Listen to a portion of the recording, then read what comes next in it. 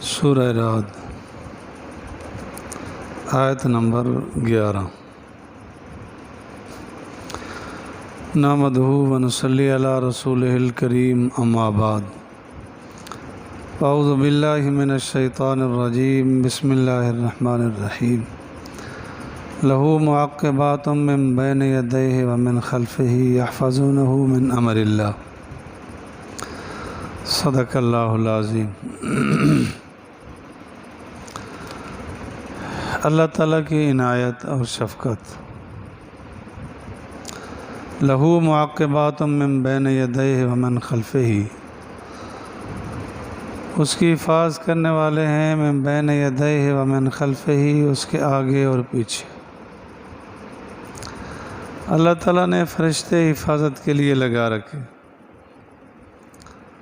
اگر فرشتوں کی حفاظت ہٹا دی جائے تو جنات انسانوں کو لمحوں میں کھا جائیں، اور بہت ساری چیزوں سے فرشتے حفاظت کرتے رہتے ہیں۔ اللہ نے ذمہ لگا رکھا ان کو، رہتے ہیں یحفظونہ من امر اللہ، اللہ کے حکم سے حفاظت کرتے ہیں۔ ایک تو یہی ہے جو نامہ اعمال لکھنے والے۔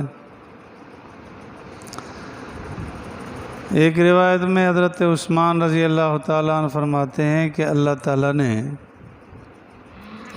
10 فرشتے دن کی خدمت کے لیے، 10 رات کی حفاظت کے لیے لگا رکھے۔ ہر آدمی کے ساتھ گویا 24 فرشتے، 2 دن کے 2 رات کے نامہ اعمال لکھنے والے، اور 20 دوسرے مسلسل لگے۔ یہ حدیث بھی آپ نے بار بار سنی۔ کسی بیمار کے پاس چلے گئے، صرف اتنا پوچھ لیا کیا حال ہے بھائی، خیریت ہے؟ صبح گئے تو شام تک، شام کو گئے تو صبح تک 70,000 فرشتے اس کے لیے دعا گو رہیں گے۔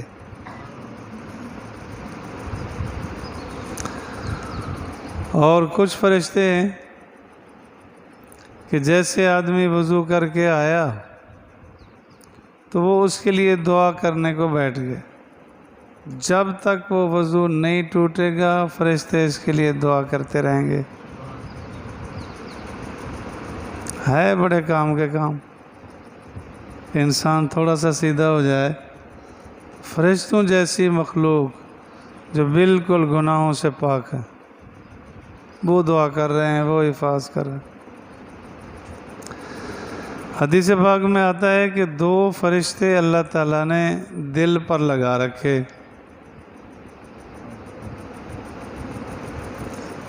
وہ اس کی حفاظت کرتے رہتے ہیں، نیکی کی طرف توجہ دلائی، شوق دلایا، خیال دلایا۔ اور ایک حدیث پاک میں آتا ہے کہ 2 فرشتے زبان پر مقرر ہیں، جیسے یہ درود شریف پڑھتا ہے تو ایک تو لے کے چل نکلتا ہے، حضور علیہ الصلوۃ والسلام کی خدمت میں پیش کرتے، پھر دوسرے موقع پہ دوسرا آپ علیہ الصلوۃ والسلام کی خدمت عالیہ میں نام لے کر سلام پیش کرتے ہیں، یہ فلاں بن فلاں نے درود پاک پڑھا ہے، سلام عرض کیے۔ سبحان اللہ و بحمدہ، سبحان اللہ العظیم۔ میں اپنے معاملات اور کردار کو دیکھوں اور روضہ پاک پہ حضور علیہ الصلوۃ والسلام کی خدمت میں روزانہ نام پیش ہو۔ کتنا بڑا اللہ تعالیٰ کا کرم ہے، کتنا بڑا احسان ہے کہ حضور علیہ الصلوۃ والسلام کی مجلس میں تذکرہ۔ آپ علیہ الصلوۃ والسلام نے فرمایا، جو آدمی میری قبر کے قریب آ کر سلام پڑھے گا میں خود سنتا ہوں اور جواب دیتا ہوں، اور جو دور سے پڑھتا ہے وہ مجھے پہنچا دیا جاتا ہے۔ تو فرشتے خدمت کے لیے مقرر ہیں۔ یحفظونہ من امر اللہ، وہ اللہ کے حکم سے اس کی حفاظت کرتے ہیں۔ آپ نے یہ جملہ بار بار سنا، کہ تقدیر تدبیر پہ غالب ہوتی ہے، کہ جب اللہ کا حکم، اللہ کی تقدیر آ جاتی ہے، فرشتے ہٹا دیے جاتے ہیں،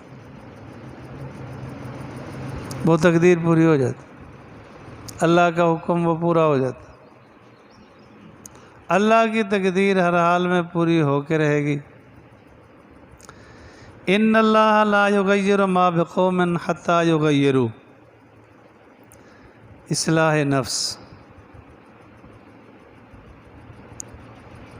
اسباب میں تبدیلی، نیت کا بڑا دخل ہے۔ ہمارے بزرگ گزرے ہیں حضرت مولانا محمد لقمان علی پوری رحمۃ اللہ علیہ، وہ واقعہ سنایا کرتے تھے کہ ایک بادشاہ شکار کرتا کرتا دیہات میں چلا گیا اور ایک باغ میں چلا گیا، انار لگے ہوئے تھے، اسے کہا پانی پلاؤ،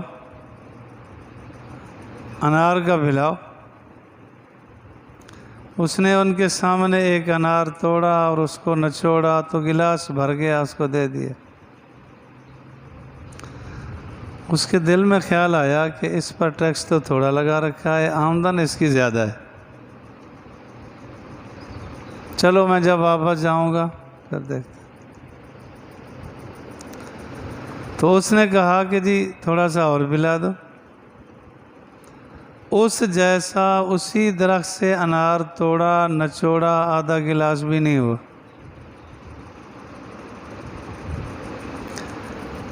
اس آدمی سے پوچھا باغ والے سے کہ یہ کیا ہو گیا، ایک جیسے تھے دونوں۔ اس کو کیا پتا کہ یہ بادشاہ ہے، شاید نہ کہتا۔ اس نے کہا لگتا ایسے ہے کہ ہمارے بادشاہ کی نیت خراب ہو گئی، اس کا اثر یہاں تک پڑا ہے۔ اس نے فوراً نیت بدلی، کہنے لگا چلو ایک اور توڑو۔ اس جیسا اور توڑا گیا تو وہ گلاس بھر گیا۔ نیت کا بڑا اثر پڑتا ہے، جس نیت سے اصلاح کے لیے آئیں گے، پڑھیں گے، سیکھیں گے، اسی کے اثرات پڑیں گے۔ اگر اس طرح کی نیت نہیں ہے تو جیسی نیت ہوگی، جس طرح کہتے ہیں جیسی نیت ویسی مراد، جو نیت ہوگی اسی کے اثرات پڑیں گے۔ استغفر اللہ العظیم اپنی زندگی بنانی چاہیے۔ دنیا میں پتہ نہیں کتنے لمحات باقی ہیں، جن لوگوں کو فکر تھی۔ امام بخاری رحمۃ اللہ علیہ کے ایک استاد تھے یحییٰ نامی، یحییٰ ابن معین۔ انہوں نے بہت لمبا سفر کیا ایک اور محدث کے پاس، ان سے جا کر کہا کہ میں یہ حدیث سننے کے لیے آیا ہوں۔ وہ سنانے لگے، میں ویسے نہیں سناؤ، جو کتاب میں لکھ رکھی ہے نا اس میں سے سناؤ۔ تو جیسے وہ اٹھ کے جانے لگے تو پھر دامن پکڑا، گزارش کی کہ حضرت زندگی کا کوئی پتہ نہیں، پتہ نہیں آپ کاپی لے کے، کتاب لے کے یہاں پہنچ سکتے ہیں، میں پہلے مر جاؤں تو پہلے حدیث سنا دو، پھر اس کے بعد لے آؤ کاپی، پھر اس سے بھی دیکھ لیتے۔ یہ تھی فکر کہ زندگی پتہ نہیں۔ عمر ابن عبدالعزیز رحمۃ اللہ علیہ نے ایک مرتبہ اپنے وزیر خزانہ کو لکھا کہ اتنا ہمیں تنخواہ میں سے چاہیے، جیسے وقت آئے گا ہم کٹوا دیں گے۔ اللہ والوں کے نائب بھی اللہ والے ہوتے ہیں، تو انہوں نے جواب میں لکھا کہ حضرت جی اتنا یکم تک مثلاً کہ پہلی تک آپ نے لکھوا رکھا ہے کہ آپ زندہ رہیں گے؟ کانپنے لگے، فرمایا نہیں نہیں ایسا نہیں، کچھ بھی نہیں۔ تو اللہ فرماتے ہیں کہ میں کسی قوم کی تقدیر، اس کے معاملات کو نہیں بدلتا جب تک کہ وہ خود نہ بدلیں۔ اپنے اعمال سے، اپنے کردار سے، اپنے انداز سے جب تک خود نہ بدلیں میں نہیں بدلتا۔ اللہ نے تو فطرت اسلام پر پیدا کیے، اس کے بعد تبدیلیاں آتی ہیں، فَأَبَوَاهُ يُهَوِّدَانِهِ أَوْ يُنَصِّرَانِهِ أَوْ يُمَجِّسَانِهِ، یہودی بنائیں، عیسائی بنائیں، مرزائی بنائیں، جو بلا بنائیں۔ ان اللہ لا یغیر، بے شک اللہ نہیں بدلتا، ما بقوم، کسی قوم کی حالت کو، حتیٰ یغیروا، حتیٰ کہ وہ بدل ڈالیں، ما فی انفسہم، جو ان کے جی میں ہے، ان کے دل میں نیت ہوتی ہے، ارادہ ہوتا ہے کہ جب تک وہ ارادہ اور اپنی حالت نہیں بدلیں گے اللہ نہیں بدلتا، ان کو باقی رہنے دیتے ہیں۔ اس وقت ہم معاشرے پہ غور کریں، کیا خیال ہے جیسے زبان کے سچے اور پکے پڑھے ہوں یا ان پڑھ ہوں، ہمارے پہلے تھے یا اب ہم ہیں، پڑھے ہوئے ہوں یا ان پڑھ جاہل لوگ بھی، بچی پیدا ہوتی تھی زبان سے نکل گیا تیری ہے، موت آ جاتی لیکن بدلتے نہیں تھے۔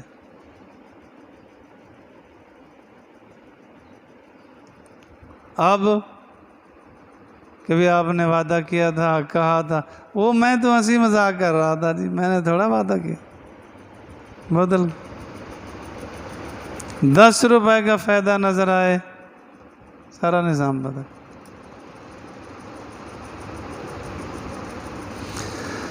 اللہ اکبر، اللہ اکبر۔ وَإِذَا أَرَادَ اللَّهُ بِقَوْمٍ، اور جب اللہ ارادہ فرماتے ہیں کسی قوم کے ساتھ شدت اور تکلیف کا، تو فَلَا مَرَدَّ لَهُ، کوئی اس کو واپس نہیں کر سکتا۔ جب اللہ فیصلہ کر لیں کہ اس قوم کو ہم نے تباہ کرنا ہے، وہ تباہ ہو کے رہے گی، تو اللہ سے معافی مانگنی چاہیے۔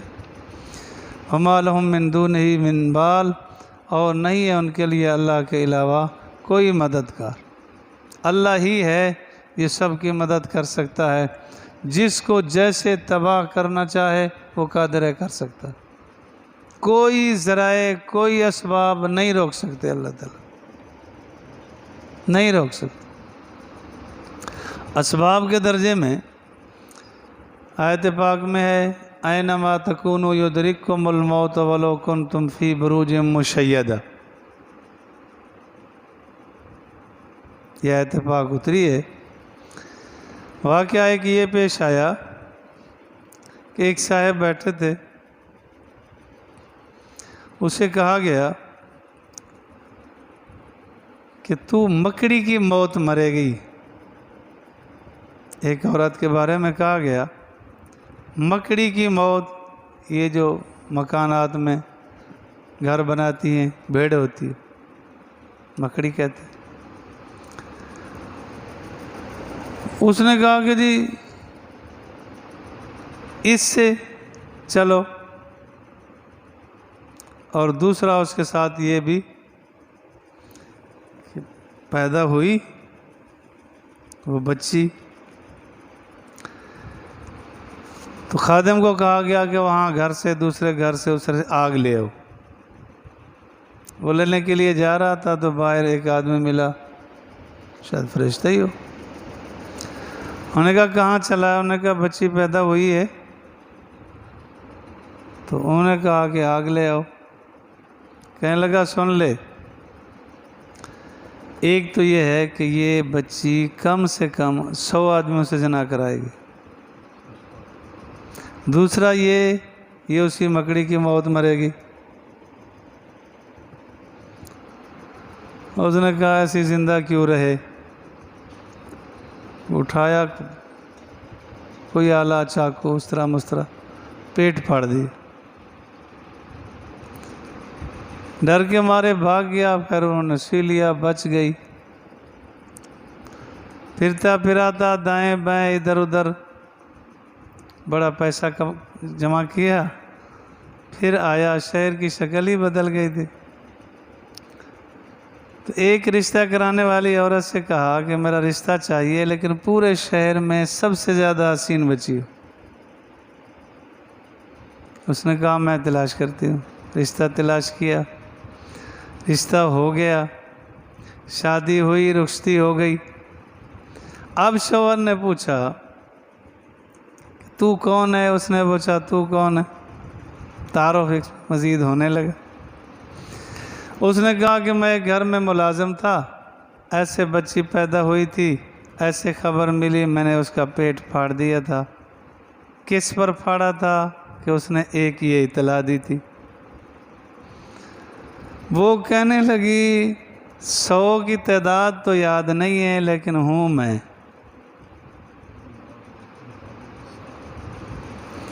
اگلی بات یہ ہے کہ اس نے کہا تھا کہ یہ مکڑی کی موت مرے گی، یہ مکڑی جو اڑتی ہے وہ مراد نہیں ہے، ذہن میں رکھنا، یہ لٹکے ہوئے ہوتے ہیں، سرائکی میں ڈامار کہتے ہیں، پتہ نہیں کیا کہتے ہیں، اس کی موت کہتے ہیں مرے گی۔ اس نے کہا اچھا، پھر تو اس نے مکان بنایا، پکا مکان بنایا کہ کہیں سے کچھ بھی نہیں۔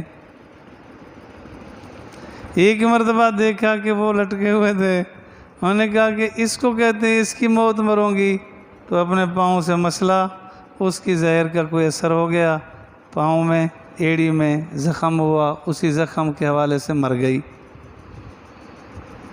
آپ علیہ الصلوۃ والسلام پر پھر اپنے زمانے میں اتری اینما تکونوا یدرککم الموت ولو کنتم فی بروج مشیدہ، بے شک جتنا مضبوط قلعہ بنا لو موت نہیں چھوڑے گی۔ سر سید خان صاحب نے حضرت تھانوی سے کہا تھا کہ مولانا ایک بات یہ بتائیں کہ حدیث پاک تم سناتے ہو کہ جب کتا ہو تو فرشتے نہیں آتے، میں نے ساتھ کتا رکھا ہوا ہے، نہ فرشتہ آئے گا نہ میں مروں گا۔ حضرت تھانوی رحمۃ اللہ نے فرمایا پہلے کتے کی روح نکال لیں گے پھر تیری نکال لیں گے۔ تو اس سے مراد تو یہ ہے کہ رحمت کے فرشتے نہیں آئیں گے، موت کا فرشتہ تو آ کے رہے گا۔ تو بھائیو، اللہ کسی قوم کی حالت کو نہیں بدلتے جب تک وہ خود نہ بدلیں۔ جب اللہ موت کا، ذلت کا، رسوائی کا، تکلیف دینے کا کوئی فیصلہ کر لیں، کوئی ہٹا نہیں سکتا۔ سب کچھ اللہ کے اختیار میں ہے۔ اللہ مجھے اور آپ کو کامل دین پر چلنے کی توفیق نصیب فرمائے، فہم قرآن، فہم حدیث نصیب فرمائے۔